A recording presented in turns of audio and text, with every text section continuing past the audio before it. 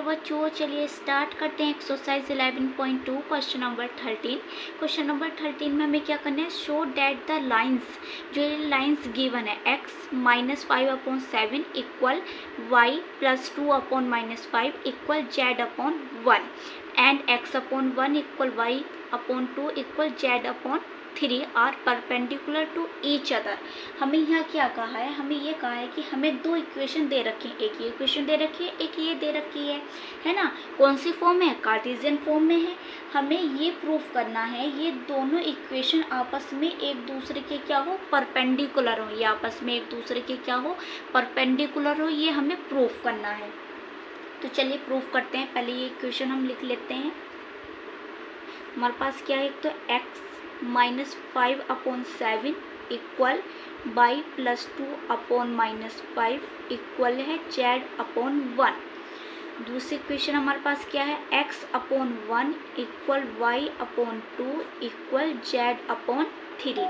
ये है हमारे पास, है ना, ये इक्वेशन दे रखी है। अब ये बताओ, इसमें तो हमारे पास भाई x1 y1 z1 है, इसमें नहीं है, इसमें x y z है। तो इसका मतलब जो x1 यहाँ x2 होगा, y2 होगा, z2, वे क्या होगा, जो कोऑर्डिनेट होंगे ये क्या हो गए होंगे, 0 हो गए होंगे, है ना। ये 0 हो गए होंगे, जब भी तो यहाँ नहीं है। हम ऐसे लिख सकते हैं ना, x माइनस 0/1, तो ये 0 होगा नहीं। ये बात आपको यहाँ क्लियर होनी चाहिए। बताओ, अब कार्टेशियन इक्वेशन हमारे पास स्टैंडर्ड फॉर्म क्या होती है, कार्टेशियन इक्वेशन की क्या होती है, देखो यहाँ x minus x1/a equal y minus y1/b equal z minus z1/c। ये तो स्टैंडर्ड फॉर्म होती है कार्टेशियन फॉर्म की, है ना। इसे इन दोनों से कंपेयर करो, तो यहाँ कंपेयर करोगे तो यहाँ आप a b c की वैल्यू फाइंड कर सकते हो। बताओ, इस इक्वेशन में a, अब दो इक्वेशन है तो ये क्या मानना पड़ेगा, a1 मानना पड़ेगा, b1 c1। ये क्या हो जाएगा, a2 हो जाएगा, b2 c2 हो जाएगा, नहीं हो जाएगा। तो आप बताओ कि इसमें a कहाँ लिखा है, ये लिखा है, तो यहाँ क्या होगा, a1 होगा। तो a1 की वैल्यू आप बता सकते हो क्या है, 7। b की बताओ, v1 की वैल्यू क्या है, -5। c1 की वैल्यू क्या है, 1 है। इस वजह से आपको ये स्टैंडर्ड फॉर्म इसके साथ कंपेयर करनी है और आपको वैल्यू लिख लेनी है ए बी सी क्या होते हैं, डायरेक्शन रेशियो होते हैं, ठीक है ना। अब इस इक्वेशन पाओ, इस इक्वेशन पे a2 की वैल्यू क्या होगी, 1, b2 की क्या होगी, 2 होगी, और c2 की क्या होगी, 3 होगी। ये बात आपको बताओ क्लियर है या नहीं है, क्लियर होनी चाहिए इतनी बात। इस इक्वेशन को हमने इन दोनों के साथ कंपेयर करके ये ए बी की वैल्यू लिख ली है। इतना हमने काम कर लिया, ठीक है ना। यहाँ लिख लो, ऑन कंपेयर, हमने क्या की है, कंपेयर की है, ठीक है ना। हमने कंपेयर करके ये वैल्यू लिख ली।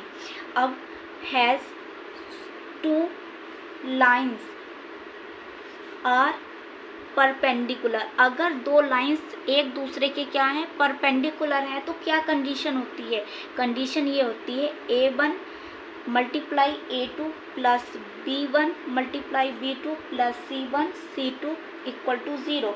डायरेक्शन रेशियो की मल्टीप्लिकेशन का सम अगर 0 हो तो वे एक लाइन क्या होंगी, परपेंडिकुलर होंगी एक दूसरे के। तो चलिए चेक करते हैं, a1 क्या है, 7, a2 क्या है, 1, प्लस v1 क्या है, -5, v2 क्या है, 2, प्लस c1 हमारे पास 1 है और c2 की वैल्यू है 3। 1 की मल्टीप्लाई करो 7 से तो 7 प्लस माइनस माइनस, 2 की मल्टीप्लाई करेंगे 5 से तो क्या आएगा, 10, और 3 1 जा 3, ये आएगा। और 7 में 3 ऐड करो, क्या आएगा, 10, और ये है माइनस के 10, तो ये एक दूसरे से कैंसिल आउट होके हमारे पास क्या आया, यहाँ बताओ 0 आ गया। तो ये तो हमें देखना था, इनका मल्टीप्लिकेशन करके जब सम करा तो वो आया 0।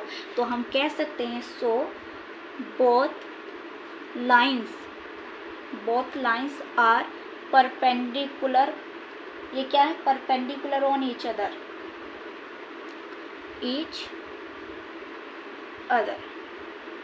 ये हम लिख सकते हैं। क्लियर हुई बात, आपको समझ में आया। वीडियो को लाइक करें, शेयर करें और प्लीज़ चैनल को सब्सक्राइब करें।